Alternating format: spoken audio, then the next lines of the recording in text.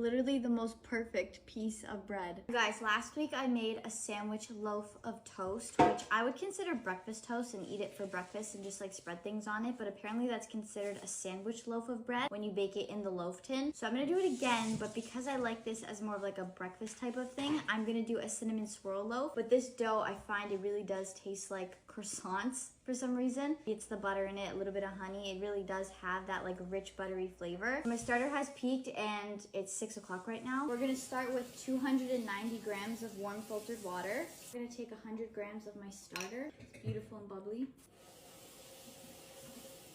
I'm just gonna whisk these two together. It's nice and milky and frothy looking. It's good. Then I went ahead and added in 500 grams of all-purpose flour, 5 grams of salt, and 45 grams of softened to hard butter. At this point, I attached the bowl to my stand mixer. I started off on a low speed just to get the ingredients to combine, and then I crank it up for the duration of the 12 minutes. 12 minutes is what works for me. I find by that time you can perform the window pane test and the dough is good to go. So it definitely looks a little bit sticky, but just trust the process and it's all good.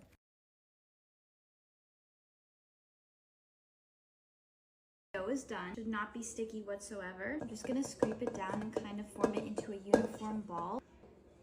Feels absolutely beautiful. So much gluten has developed in those 12 minutes. Super smooth and not tacky whatsoever. It's beautiful.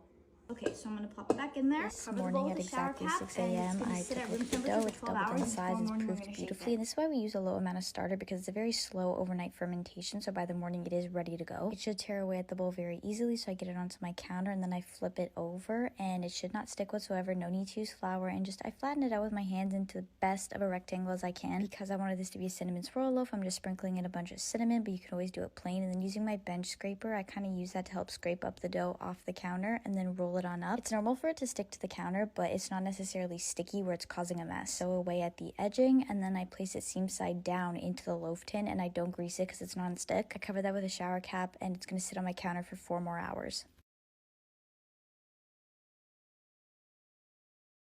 Okay, this is what the dough looks like after proofing for 4 hours. It's doubled in size, it's perfect, but what I've noticed that works really well is to place it into the fridge for 2 hours, a total of 6 hours proofing, and then we're gonna bake it just to really finish off the fermentation. The results are incredible. This is going in the fridge. Okay, you guys, time is basically up. I'm preheating the oven to 400 degrees. I like to bake my toast loaves at 400 degrees for 40 minutes. You get the most beautiful color on it. The cook inside is perfect. It has a nice crust around. It's so poofy. It grew beautifully, and I know it's gonna be amazing. So I'll check in when it's done. Okay, I just pulled the loaf out of the oven. It actually looks perfect. It grew so much. Such a good rise. So while it's still warm, I'm gonna take some butter and just brush it